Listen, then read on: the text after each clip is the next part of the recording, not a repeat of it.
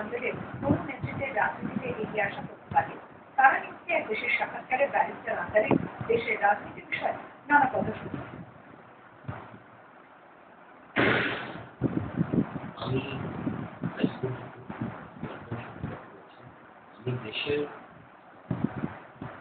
এই সময় যেসব ইস্যুগুলি মানুষ যেসব ইস্যুগুলি চিন্তিত সেসব ব্যাপারে আমি কথা বলছি এবং সংসদে যে সচরাচর যে কনসেপ্টটা দেখা যায় তার বাইরে থেকে কনস্ট্রাকটিভলি বিরোধী দল হিসেবে সরকারের যে গঠনমূলক সমালোচনা সেটা করেছে। আমার মনে হচ্ছে মানুষ সেটাই শুনতে চাইছে। এ কারণেই এই ২-৩ দিনে ২৫ থেকে ৩৫ সমগ্র বাংলাদেশ দেশ বিদেশ সব জায়গা থেকে সবাই বলছে। আমি বয়সে তরুণ হলেও আমি একটা রাজনৈতিক দলের প্রধান এবং ডেকোরাম অনুসারে আমি বেশি সময় পাই। সুতরাং আমার মনে হয় এখানে কোনো এক্সট্রা কোনো ফেভার আমাকে করা যেহেতু 4 পার্টি অ্যালায়েন্সে দলীয় প্রধান ৪টা দলের মধ্যে শুধু আমি আর বিরোধী দলীয় নেত্রী আছি। সো এই জন্য আমি মনে করি যে ন্যাচুরালি চিফ হুইপ সবসময় আমাদের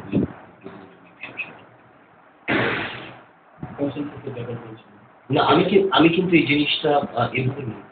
আমি এটা মনে করেছি দেখেন আপনি আওয়ামী লীগ করতে পারেন, আমি বিএনপি করতে পারি, বাংলাদেশ জাতীয় পার্টি করতে পারি, ভারতীয় জামাত গণতন্ত্রে এটা কোনো প্রবলেম থাকবে না। কিন্তু there must be some issues যেখানে আমরা সবাই একমত সেই ব্যাপারগুলি নিয়ে সেটেল থাকা উচিত এবং যেমন আমাদের সবার একটা কমন প্ল্যাটফর্ম থাকা উচিত যে say no to corruption, say no to drugs, no to extortion এই জিনিসগুলিতে বা যেটা সাদা সেটাকে সাদা বলা, যেটা কালো সেটাকে কালো বলা। আমার মনে হয় আমি সেই অ্যাপিলটাই করেছি এবং আমি এখনো করেছি যে কিছু কিছু ব্যাপারে আসলে যেমন বিরোধী দল সরকার দল থেকে বারবারই বলে যে শেয়ার মার্কেটে আমাদেরও দু একজনের নাম চলে আসছে। তো সেই ক্ষেত্রে তাদেরও বিচার হওয়া উচিত। এমন তুমি কি প্লেন এন্ড সিম্পল যে আমাদের দুজনের নাম আসলে আপনাদের 14 জনের আসে করে কোনো অসুবিধা নেই। ইভেন আমাদের 7 জনের নাম আসলে আসে তো আমাদের একজনের নাম আসবে এই চিন্তা করে বাংলাদেশের 50,000 কোটি টাকা বিদেশে চলে যাবে 8-10 জন লোকের জন্য আর পুরো মিডল ক্লাস ফ্যামিলি ধ্বংস হয়ে যাবে এই দেশে। এটা তো কোনোভাবেই মেনে নেই।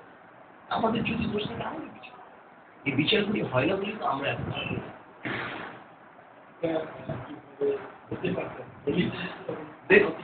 দেখুন এখানে দুই নেত্রী বসা বা দুই নেত্রী কথা বলা ইজ নট ইস্যু।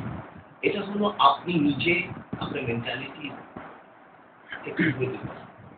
বা তাদের এখন দুই নেত্রী কেন আমি বাংলাদেশের কোনো খ্রিস্টান আমাদের নিয়ে আমরা আমাদের মধ্যে যদি আত্মসংযম আত্মশুদ্ধি বা আমাদের কনস্ট্রাকটিভ সমালোচনা সহ্য করার মতো অবস্থান ন্যাচুরালি ডেমোক্রেসি এখানে দুই নেত্রী বসলেই যে তাকে বাংলাদেশের সুন্দর হয়ে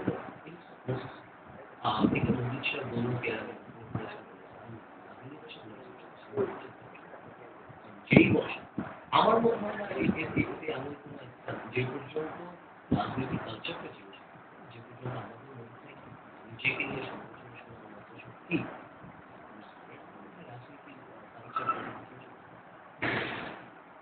আসলে আমি এই জিনিসটা এমন একটা সময় আমি মনে করি যে আমাদের যাওয়া উচিত ছিল আবার যে তারপর মনে করি যে ভালোই হয়েছে কারণ কি হতো আমরা যদি 80-90 দিন সংসদে যেতাম কি হতো মানুষ সংসদ থেকে আরো দূরে সংসদে যেসব আলাপ হয় সেগুলো কোনো সংসদের আলাপ একজন দাঁড়িয়ে কথা বলতে না বলতেই আরেকজন এমন কোনো ব্যাপার নাই যেটা নিয়ে কথা খবরা